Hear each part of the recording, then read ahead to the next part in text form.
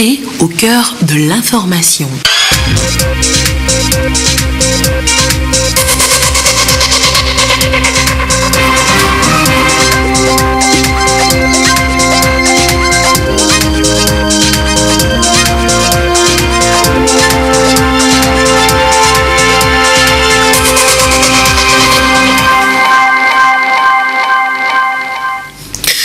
Mesdames, Messieurs, bonsoir. Bienvenue sur la télévision togolaise pour le journal du soir. Voici le sommaire.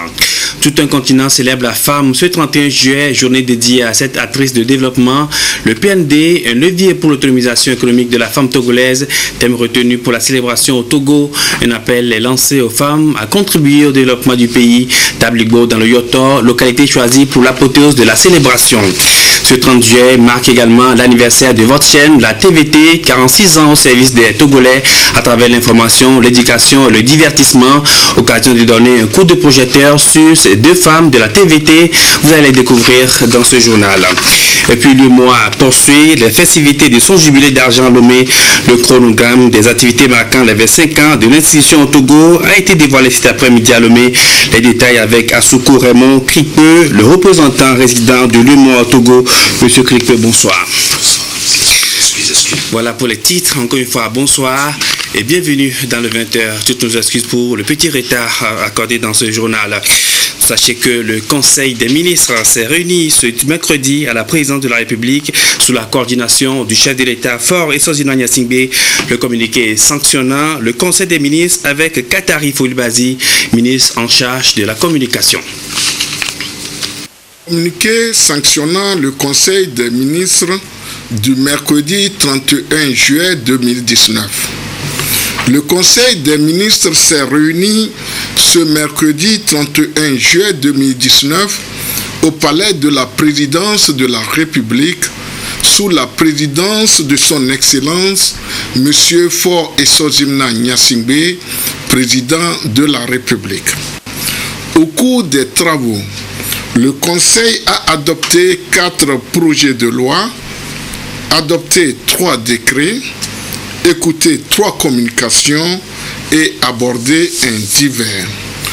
Au titre des projets de loi, le premier projet de loi adopté par le Conseil des ministres autorise l'adhésion de notre pays à la Convention sur la réduction des cas d'apatridie adoptée le 30 août 1961 à New York. Un apatride est une personne qu'aucun État ne considère comme son ressortissant, qui ne dispose donc pas de patrie et par conséquent est dépourvu de nationalité. La convention adoptée le 30 août 1961 à New York a pour objectif de s'assurer que les cadres juridiques nationaux des États partis disposent des moyens devant leur permettre de prévenir et au fur et à mesure de réduire les cas d'apatridie en énonçant des garanties détaillées et concrètes contre le phénomène à mettre en œuvre à travers leur législation en matière de nationalité. Elle énonce également des mesures qui visent à éviter l'apatridie due à la perte de la nationalité ou la renonciation à la nationalité et l'apatridie due à la privation de nationalité ainsi que l'apatridie dans le contexte de la succession d'États. Par ailleurs, il faut rappeler que la conférence ministérielle régionale sur l'apatridie tenue à Abidjan le 25 février 2015 et le sommet des chefs d'État et de gouvernement de la CEDEAO tenu le 19 mai 2015 à Accra ont exhorté les États membres à s'engager en faveur de la mise en œuvre de la Convention sur la réduction des cas d'apatridie. Le deuxième projet de loi adopté par le Conseil des ministres, autorise l'adhésion du Togo à l'accord aux fins de l'application des dispositions de la Convention des Nations Unies sur le droit de la mer du 10 décembre 1982 relative à la conservation et à la gestion des stocks des poissons dont les déplacements s'effectuent tant à l'intérieur qu'au-delà des zones économiques exclusives et des stocks de poissons grands migrateurs adoptés le 4 août 1995 à New York. Cet accord est issu de l'amendement de la partie 5 relative à la zone économique exclusive de la Convention des Nations Unies sur le droit de la mer adoptée le 10 décembre 1982. Il a pour objectif d'assurer la conservation à long terme et la gestion et l'exploitation durable des stocks de poissons dont les déplacements tant à l'intérieur qu'au-delà des zones économiques exclusives et des stocks de poissons grands migrateurs. La promotion de l'économie bleue implique une lutte efficace contre la pêche illicite, non déclarée et non réglementée, et la mise en œuvre d'un certain nombre de principes directeurs en vue de favoriser une gestion durable des ressources halieutiques et de garantir une pêche responsable. Le troisième projet de loi adopté par le Conseil autorise l'adhésion de notre pays à la Convention des Nations Unies sur la protection et l'utilisation des cours d'eau et des lacs internationaux adoptée le 17 mars 1992 à Helsinki. Le Togo, comme la plupart des pays de la sous-région ouest africaine, partage la plus grande partie de ses ressources en eau avec les pays voisins tels que le Bénin, le Burkina Faso et le Ghana. Ainsi, le Togo est partie prenante aux conventions portant statut des fleuves Volta et Mono et création des autorités du bassin de la Volta et du bassin du Mono en vue d'une gestion coordonnée, durable et non conflictuelle des ressources de ces cours d'eau. Le quatrième projet de loi adopté par le Conseil des ministres autorise la ratification de l'accord de Bangui instituant une organisation africaine de la propriété intellectuelle adopté le 14 décembre 2015 à Bamako au Mali.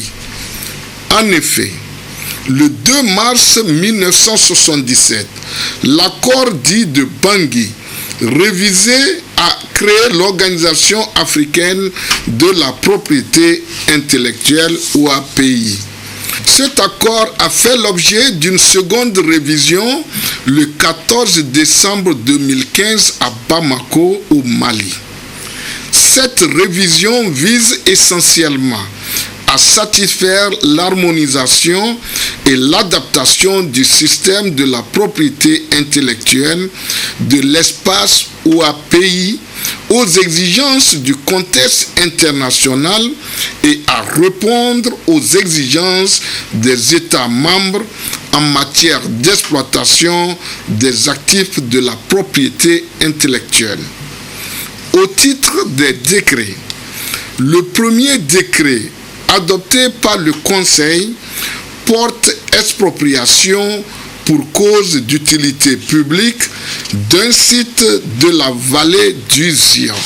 Le site, objet de l'expropriation pour cause d'utilité publique, est situé dans la vallée inondable de la rivière Zion, d'une contenance de 10 562 hectares, 74 arts, 46 centiares, Ce site est classé zone non constructible par le plan directeur et d'urbanisme de Lomé en 1981.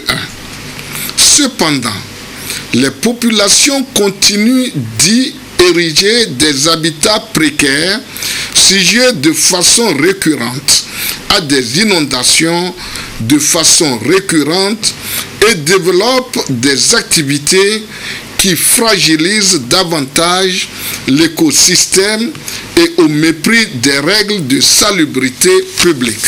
Aussi, du fait des risques environnementaux et aléas climatiques qui y surviennent et des dommages en résultant, l'expropriation pour cause d'utilité publique se justifie-t-elle par le souci du gouvernement de protéger les populations contre les problèmes d'inondation liés au débordement de la rivière Zion.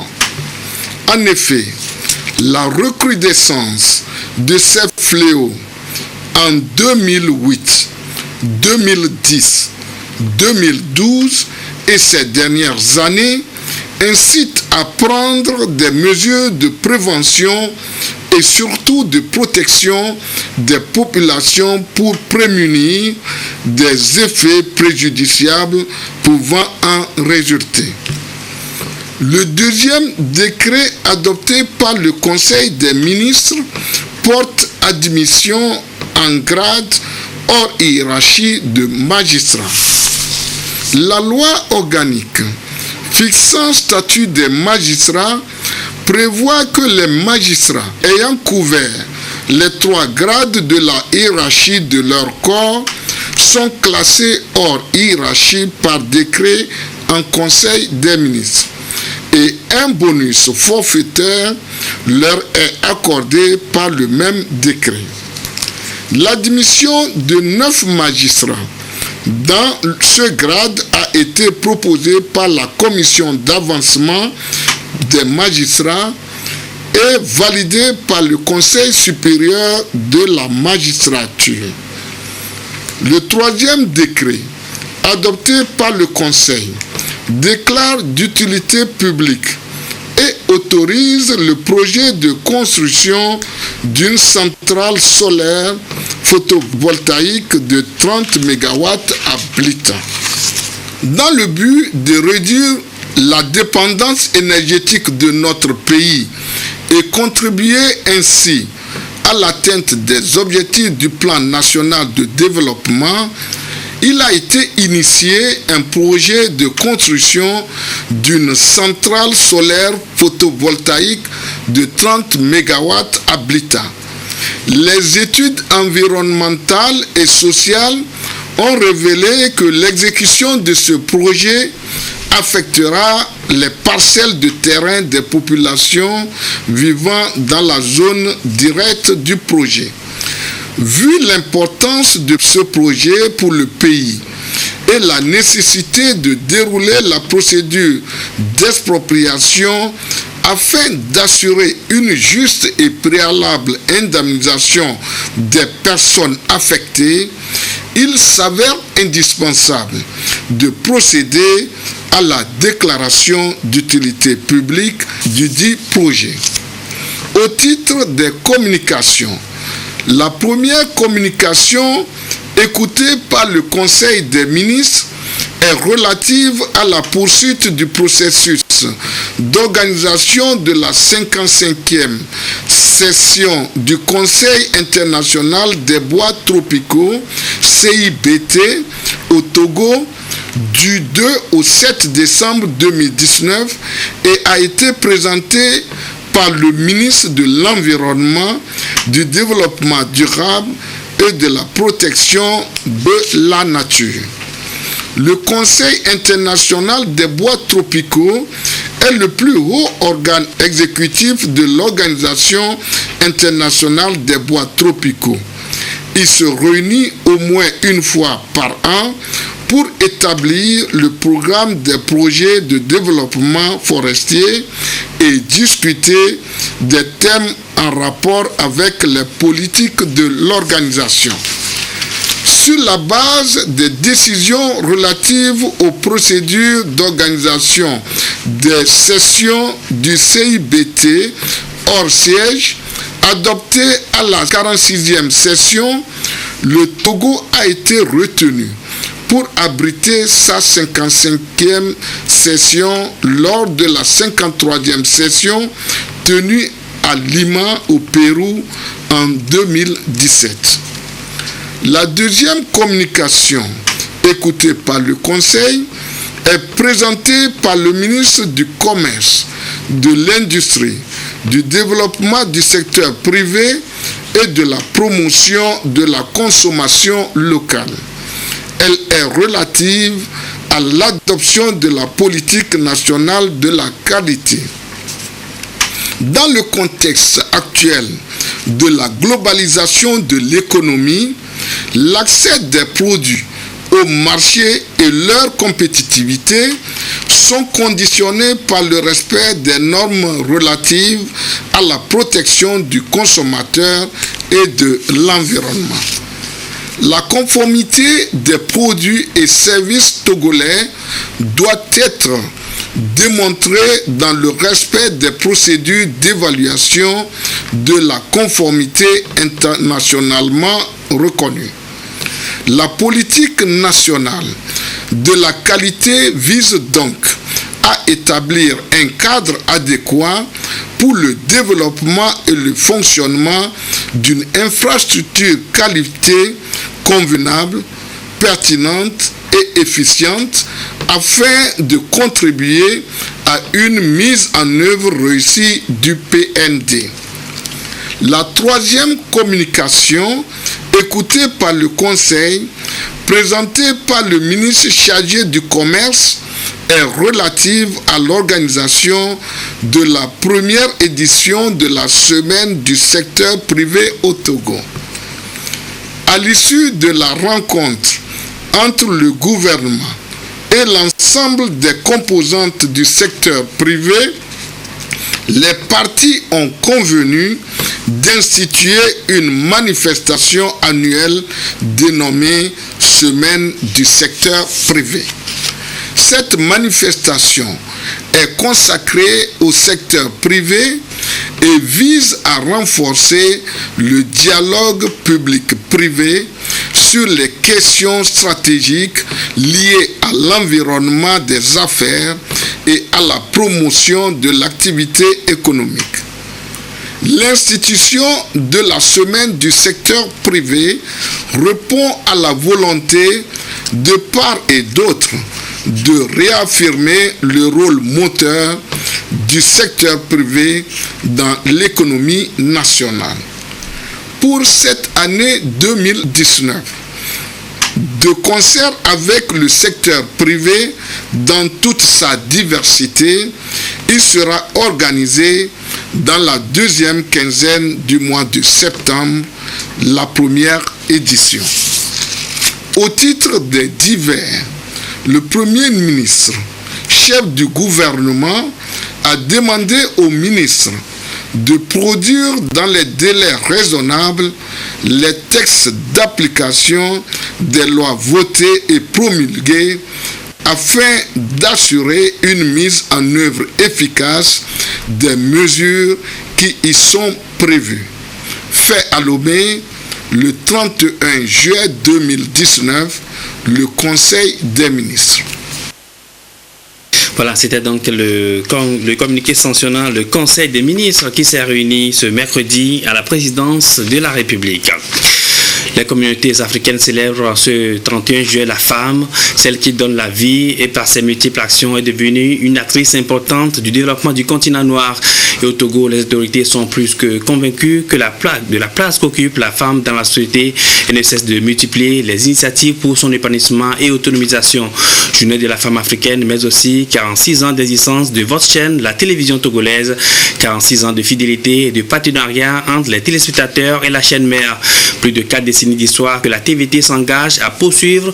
Merci, une nouvelle page, celle de l'innovation pour gagner le pari d'être la vitrine du Togo dans le monde et rassembler les Togolais autour des valeurs de paix, d'unité, de tolérance, de solidarité et de développement. Et parlant de développement, les femmes togolaises, elles s'engagent déjà à apporter leur pierre à la mise en œuvre du plan national de développement PND. Elles ont mené la réflexion ce 31 juillet sur le PND comme levier pour l'autonomisation économique de la femme togolaise. C'est pour marquer ainsi la journée de la femme africaine. Elles se sont donné rendez-vous à Tabligbo dans le Yotor pour l'apothéose de la célébration. Le récit de Firmé Adinari. Le Togo veut miser sur le PND comme levier pour l'autonomisation économique de la femme togolaise. Le thème national retenu est en accord avec le domaine prioritaire numéro 1 de la décennie de la femme africaine choisi par l'Union africaine qui ambitionne de réduire la pauvreté et promouvoir l'autonomisation économique des femmes et leurs activités entrepreneuriales. Les manifestations des femmes togolaises en cette journée de la femme africaine dans la préfecture de Yoto leur ont permis de mettre en exergue la déterminante contribution de la femme togolaise dans le développement national. Ceci grâce à l'organisation du ministère de l'Action sociale, de la promotion de la femme et de l'alphabétisation. Tabligbo a été choisi cette année parce que nous nous sommes rendus compte que dans la préfecture, les femmes sont très actives et il était nécessaire d'apporter l'appui et le soutien du gouvernement à toutes les initiatives que les femmes prennent malgré les pesanteurs qui bloquent leur effort d'autonomisation et servir en même temps de levier pour aider à mener d'autres femmes à comprendre la nécessité de prendre des initiatives afin de bénéficier plus tard des appuis des partenaires et du gouvernement. La 57e édition permet donc à la femme togolaise de prendre connaissance des opportunités que lui offre le plan national de développement et d'envisager fortement l'exploitation de ces opportunités pour se réaliser et impacter plus significativement le processus de développement. Le gouvernement, en ce qui le concerne, reste toujours disposé à accompagner les initiatives de la femme togolaise, d'où un don de lots d'équipements de transformation des produits agricoles aux groupements qui se sont le mieux distingués dans la préfecture de Yoto.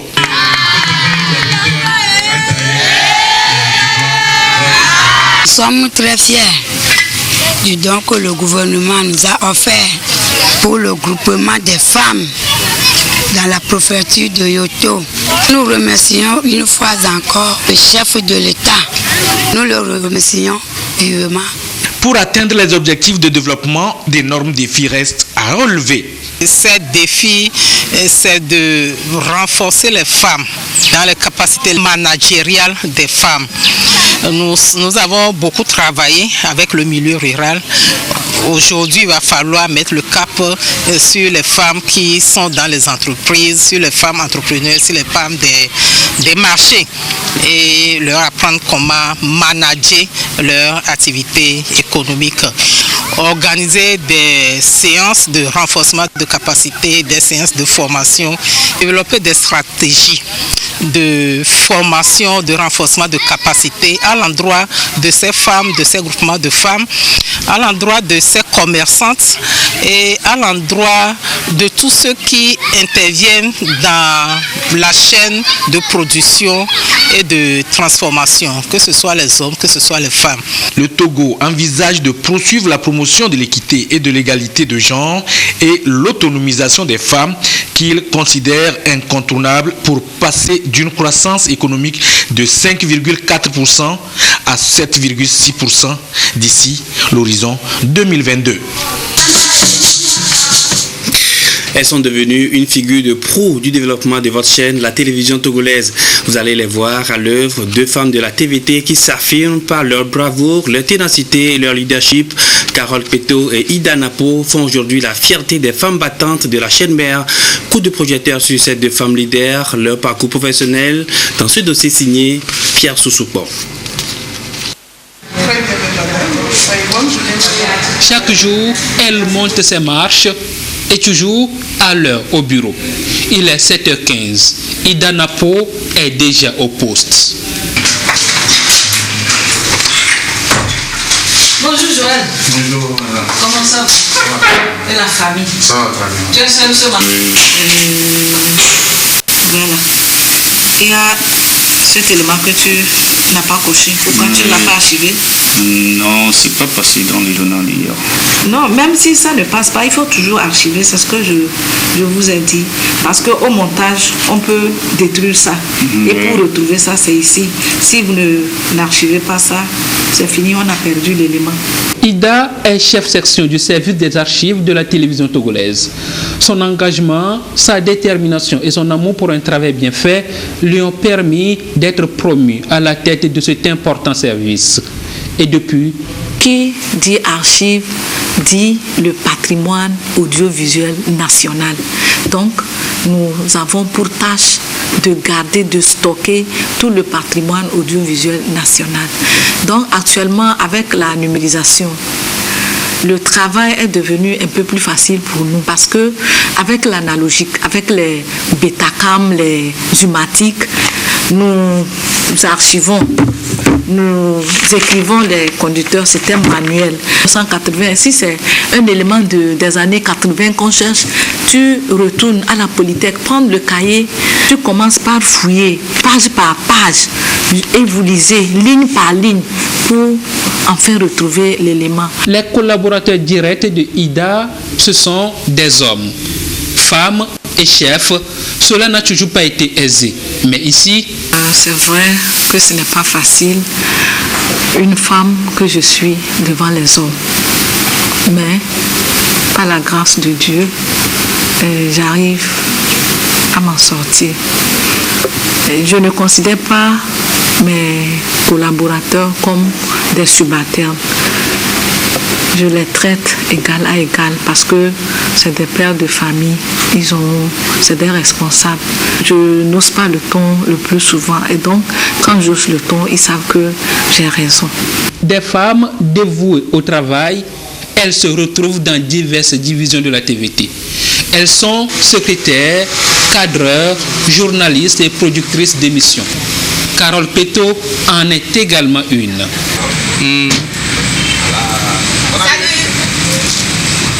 C'est la maison. Ça va. Merci, vous allez bien. Merci. D'accord. Journaliste, présentatrice et responsable du magazine Santé d'abord, Carole est reconnue pour tout ce qu'elle fait en matière de conseil, prévention et prise en charge de certaines pathologies par des services appropriés.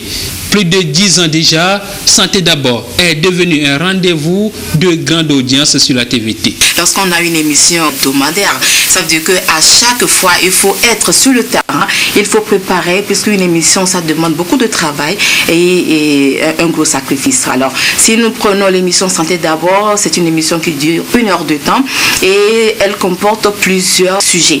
Alors, il y a des témoignages, il y a des interviews, il y a des micro-trottoirs et donc, même avant ça, il faut toute une préparation en amont. Alors, lorsque tu choisis de parler, par exemple, du cancer du sein, tu n'es pas médecin, donc il faut d'abord faire la documentation. Il y a l'étape de la documentation, après l'étape de la recherche de la personne ressource, de ton répondant sur le plateau. Et la troisième étape, c'est l'étape du tournage et après l'étape de montage et maintenant l'étape de l'antenne. Mais avant cette étape, beaucoup de manœuvres qui ont pour nom entretien, tournage et montage des éléments diffusés. Et au bout du compte, quand je sors et qu'on me dit « Ah, Madame Carole, merci pour ce que vous faites », je me suis dit « Est-ce qu'il faille que je laisse tomber cette émission-là parce qu'il y a des difficultés ?» Non, j'essaie tous les jours de les surmonter. On essaie chaque jour de faire mieux et d'avoir vraiment le satisfait de ceux-là qui nous regardent parce que nous sommes là justement pour satisfaire nos téléspectateurs. Et donc, ce n'est pas toujours évident d'être une femme productrice. Il faut beaucoup de sacrifices et beaucoup de passion. Lorsque tu n'aimes pas la chose, tu ne peux pas le faire avec passion. Et moi, quelles que soient les difficultés, quelles que soient les embûches, les épines qui se dressent sur mon chemin par rapport au travail que je fais, je le prends avec courage et avec détermination. Et donc, ça n'empiète pas, aucunement pas sur ma vie de femme au foyer. Comme elle, beaucoup d'autres femmes participent activement à la vie de la chaîne, mais restent toujours dominées par les hommes. L'équité genre en la matière a visiblement encore du chemin à faire. Voilà, un dossier signé Pierre Soussoupo. Je vous l'annonçais aussi en titre, votre chaîne, la télévision togolaise, a 46 ans ce 31 juillet. Elle donne la parole aux téléspectateurs qui se sont prononcés sur les programmes, les innovations entre autres. 46 ans au service de la population togolaise, des avancées significatives, mais aussi des défis à relever. Suivez les avis des téléspectateurs au micro de Abide Nyasingbe et Kamen Madia Kakbo. Aujourd'hui, la bonne fortune accourt de partout. On a des couloirs où on peut déambuler, on a des espaces où on peut se prélasser avant d'être interviewé, on a des espaces verts entretenus. On dirait que la télé a grandi, quoi. Et c'est vrai, elle a vraiment grandi. Ça serait bien d'avoir plus d'émissions de jeunesse. En tant que jeune et en tant qu'étudiant en journalisme, j'aime beaucoup les présentateurs et tous les animateurs de la TVT, surtout les cadres qui font de très bons boulots. La TVT, il y a eu des avancées. J'avais fait un tour au niveau de la TVT, j'ai constaté qu'il y a la construction de l'auditorium qui regroupe des studios d'enregistrement et des salles de montage, etc. Donc, bref, la TVT n'est plus comme cela était avant. Bon, nos attentes, c'est que nous voulons qu'il y ait eu des émissions, encore d'autres émissions qui vont englober au niveau de la politique, par exemple. Il faut qu'il y ait des débats politiques, qu'on invite tous les acteurs politiques sur scène qu'ils disent, pour que les Togolais disent ensemble ce qu'ils ont sur leur cœur et ensemble pour que nous trouvions quand même satisfaction. C'est une joie double, célébrer la femme et célébrer la télévision. Que Dieu bénisse le personnel de la télévision. Merci à tous ceux qui ont contribué à ce que la TVT soit ce qu'elle est aujourd'hui. Ce qu'on déplore, c'est les documentaires. Les documentaires, sincèrement, manquent. Et la plupart des documentaires que nous voyons sur la TVT, c'est des documentaires importés. Nous-mêmes, nous ne faisons pas une production locale. Je suis sûr que si les journalistes sont traités financièrement, les moyens les accompagnent et que tout le monde est à l'aise, on peut envoyer les gens pour aller faire des reportages dignes de ce nom, des documentaires, pouvez-nous les passer aussi. Tout le temps, quand il y a des manifestations, on voit des journalistes courir à gauche et à droite, tout ça, avec des calepins dans la main en train de noter.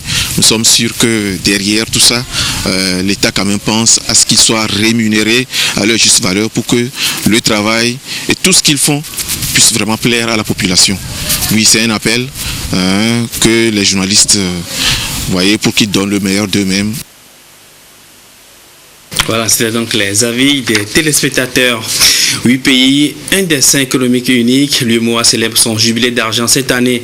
Les activités ont commencé depuis janvier dernier au siège de l'institution à Ouagadougou, au Burkina Faso.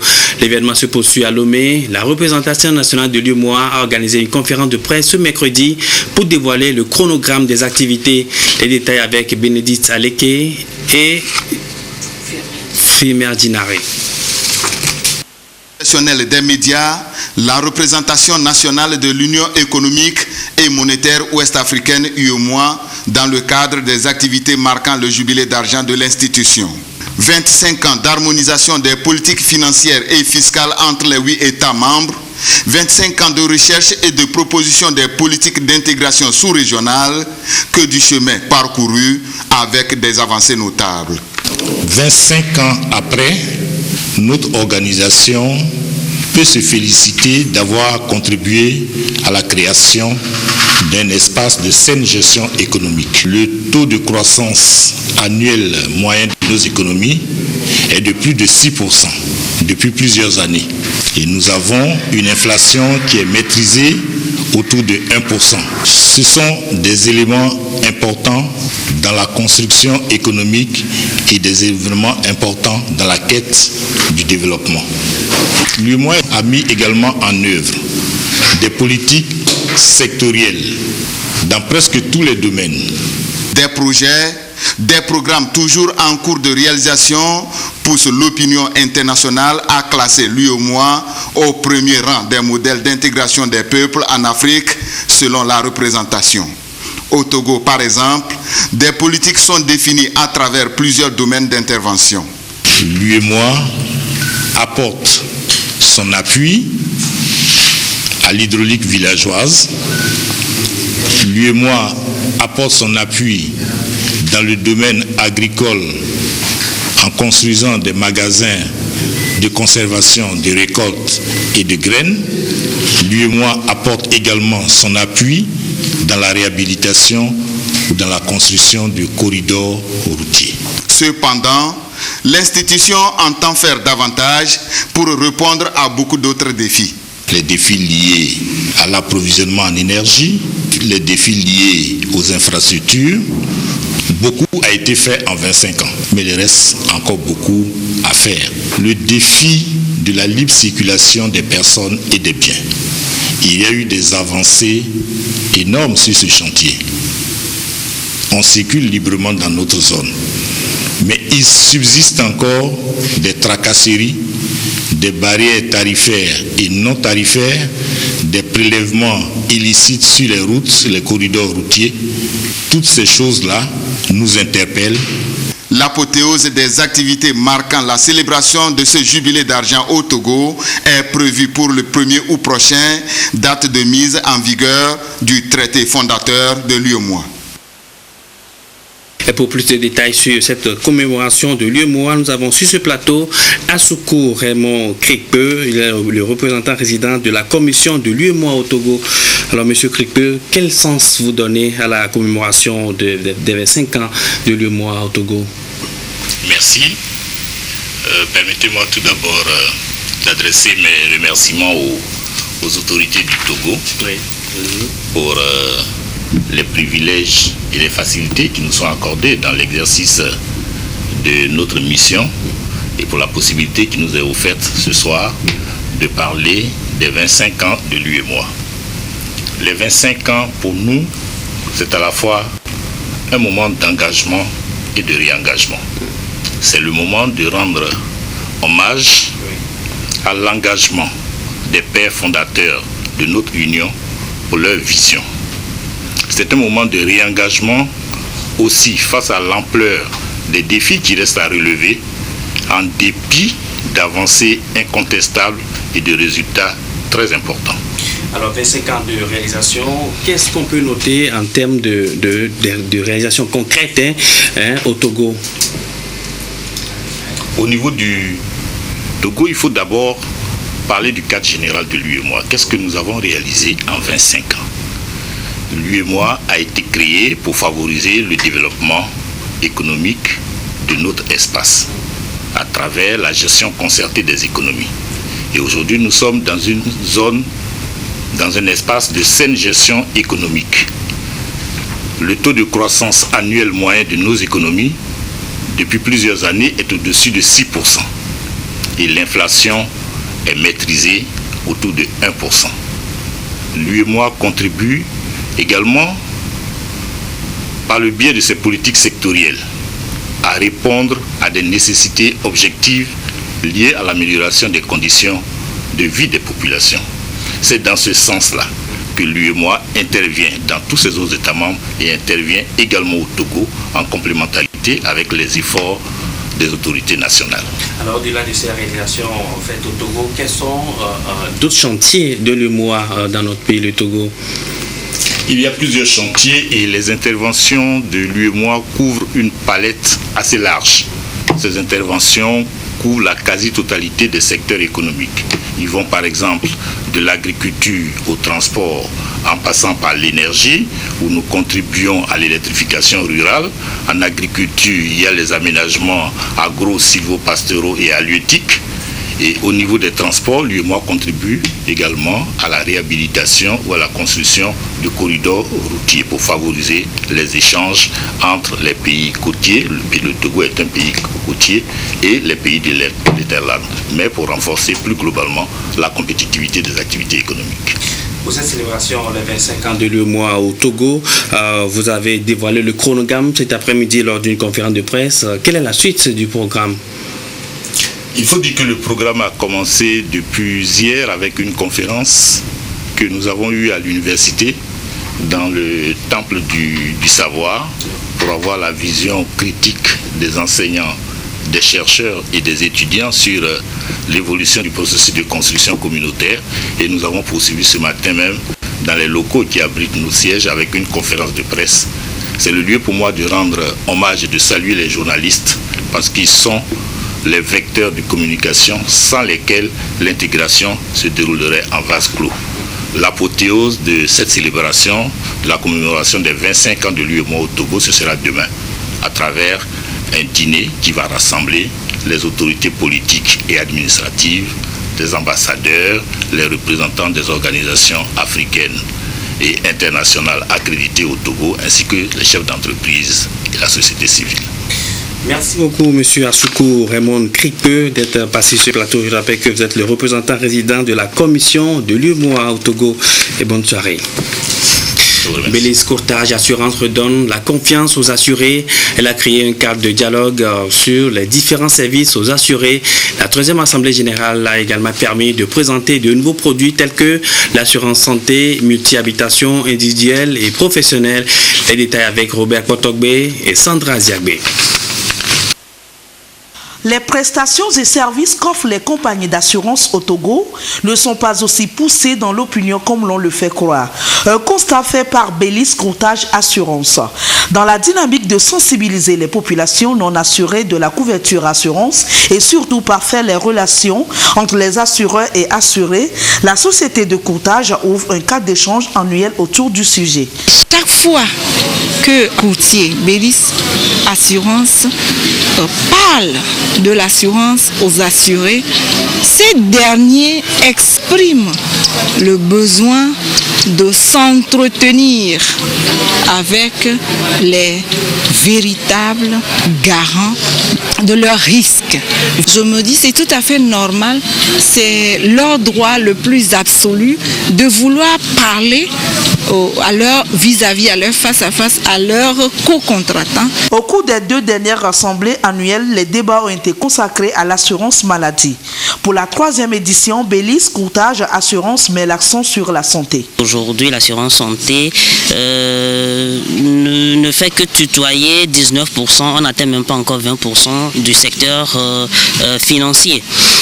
Et si on arrivait à monter ce taux au niveau de 25-20%, je pense que l'importance, l'intérêt de l'assurance santé se sentirait mieux. La population se sentirait plus soulagée. On a besoin de l'accompagnement et des médecins et des assurés eux-mêmes pour pouvoir apporter une palette de soins assez confortable pour la population. Bélis Courtage Assurance offre la gratuité des services du coursier, le règlement rapide des cas de sinistre, le suivi des renouvellements de police et la maîtrise des garanties. En tant que courtier, Bélis Courtage Assurance apporte l'assurance aux assurés et aux assurables. Mais les sociétés qui ont pris l'engagement de couvrir les risques, c'est les compagnies d'assurance. Malgré le fait que l'assurance maladie soit déficitaire presque toujours pour les compagnies d'assurance, notre groupe d'assurance maladie s'y est bon. 3 sociétés d'assurance, NCA Assurance, Saram Assurance et Sounou Assurance, étaient sur place pour les adhésions. Elles ont appelé les assurés et les futurs assurés à souscrire à l'assurance multirisque habitation, individuel accident, professionnel et police santé. Et on finit avec cet hommage rendu aux femmes, à nos mamans. L'école de la musique togolaise Agboti Yao Mawina célèbre la femme avec un concert live à Toi ma mère. C'était dimanche dernier au Palais des Congrès de Lomé. Gérald Agoudou était à cette soirée qui honore la femme togolaise. Suivez son reportage.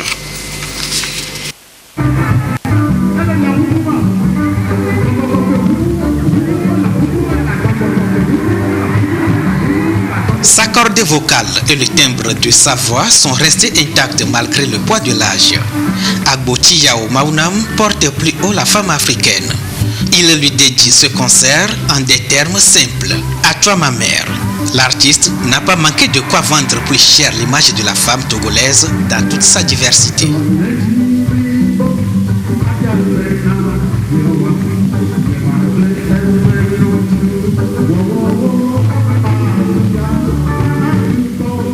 Agboti Yao Maunam avait à ses côtés d'autres artistes de la chanson togolaise.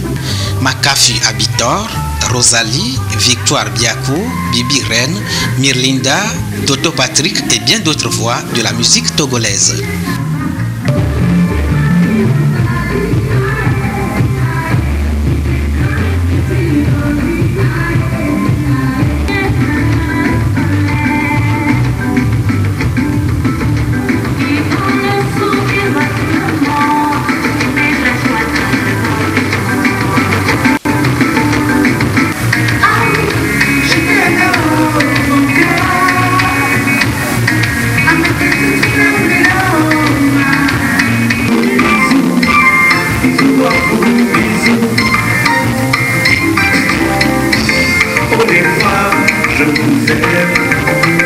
Avec un public respectueux et bien conquis, difficile de voir le temps passer.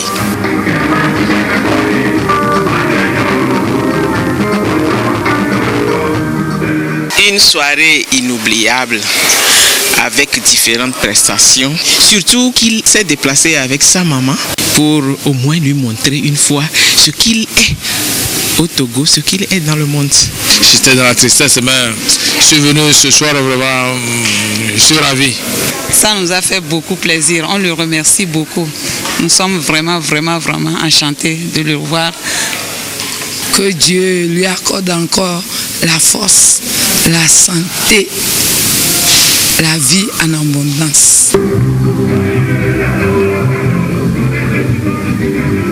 Selon l'artiste, honorer sa mère doit occuper la place la plus importante en chaque créature humaine, mieux encore quand on a la chance d'avoir celle-ci à ses côtés. La mère pour moi, c'est une chose la plus importante que Dieu m'a donnée à part la vie.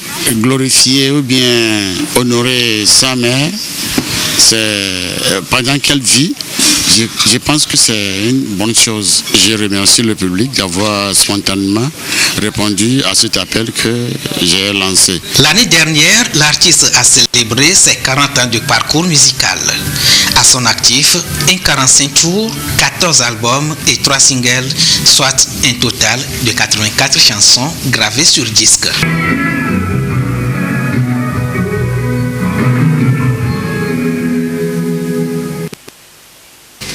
Et avant de refermer cette édition, je donne lecture de ces communiqués. Le ministre de la Santé et de l'Hygiène publique, le ministre de l'Enseignement supérieur et de la Recherche, le ministre de l'Enseignement technique, de la formation et de l'insertion professionnelle, le ministre de la fonction publique, du travail, de la réforme administrative et de la protection sociale arrête. Il est ouvert un concours d'entrée dans les écoles nationales des auxiliaires médicaux ENAM d'Atakpamé, d'Apaon, Karak, Palimé, Lomé et Thévié. La date et les lieux du concours sont fixés au jeudi 5 septembre 2019 à Lomé et dans les chefs-lieux des régions ci-après Thévié, Atakpamé, Sokolé, Kara et d'Apaon. Le concours est ouvert pour l'ENAM de Lomé dans les départements suivants: infirmier diplômé d'État, masseur kinésithérapeute d'État, assistant d'hygiène d'État, orthophoniste d'État, auxiliaire d'État en pharmacie, technicien en anesthésie, réanimation.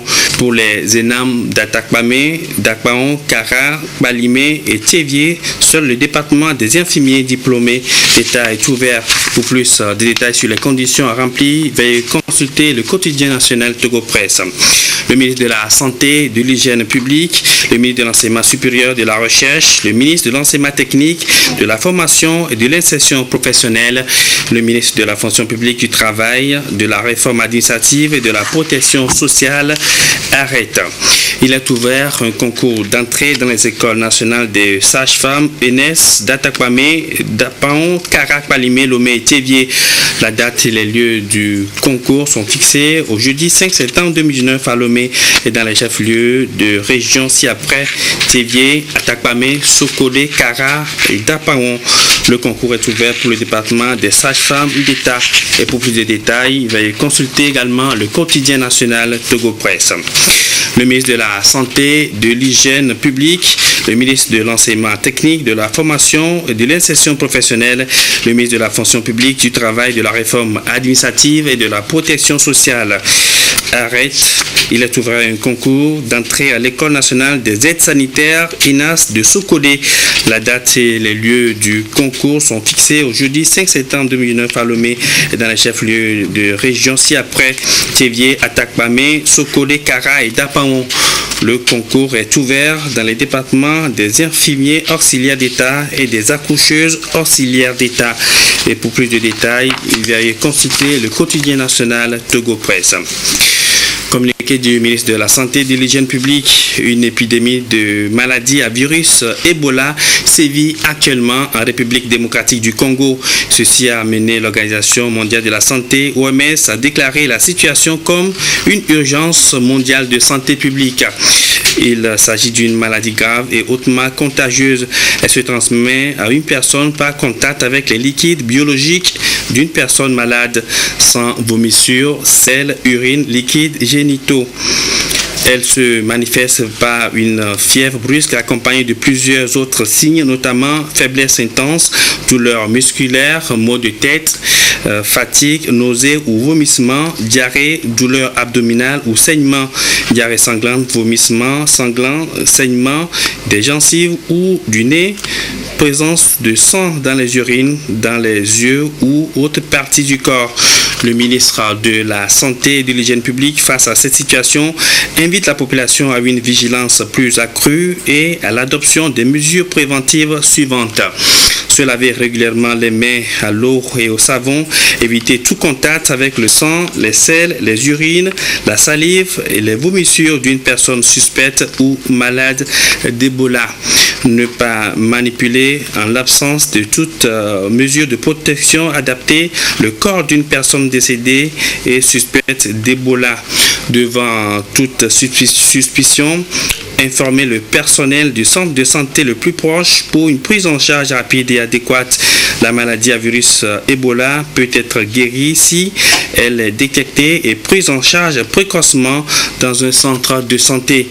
Il est à noter que le Togo n'a jamais enregistré de cas de maladie à virus Ebola. Nous devons lutter ensemble pour éviter la survenue de cette maladie dans notre pays. La suite avec ce communiqué de la CNDH suite à la polémique née autour des deux présumés malfaiteurs abattus par le groupement d'intervention de la police nationale dans la nuit du 27 au 28 juillet 2009 dans les environs de la société Sototol. La Commission nationale des droits de l'homme CNDH s'est auto-saisie et a mis en place un groupe de travail pour faire la lumière sur cette affaire. Le garde des Sceaux, ministre de la Justice, informe les candidats au concours externe et interne d'entrée au centre de formation des professions de justice, département des magistrats et des greffiers et secrétaires de parquet qu'ils peuvent consulter la liste des candidats déclarés admissibles au 10 concours à Lomé, au CFPJ 6 dans l'enceinte de l'Université de Lomé et à Kara, à la Cour d'appel. Les épreuves pratiques et orales d'admission se dérouleront au CFPJ à Lomé le jeudi 8 août 2019 à 7h pour le département des greffiers et secrétaires de parquet et le vendredi 9 août 2019 à 7h pour le département des magistrats. Les candidats admissibles doivent se munir de leur carte nationale d'identité ou passeport en cours de validité. Et puis, la télévision togolaise célèbre ce jour, ce 31 juillet, son 46e anniversaire. Dans le cadre de cet événement mémorable, une journée porte ouverte est organisée le vendredi 2 août dans l'enceinte de la TVT de 8h à 13h. Le public est invité à visiter les installations de la chaîne. Au cours de cette visite, vous allez découvrir l'évolution du matériel technique et technologique de la TVT depuis sa création en 1973. Vous aurez des informations sur les métiers de la télévision et sur son fonctionnement. Des personnes ressources seront à votre disposition pour vos questions éventuelles. Et ainsi met fin à cette édition. Merci à vous qui l'avez suivi. Bonne fête à toutes les femmes au Togo et partout ailleurs sur le continent. Passez une très belle soirée.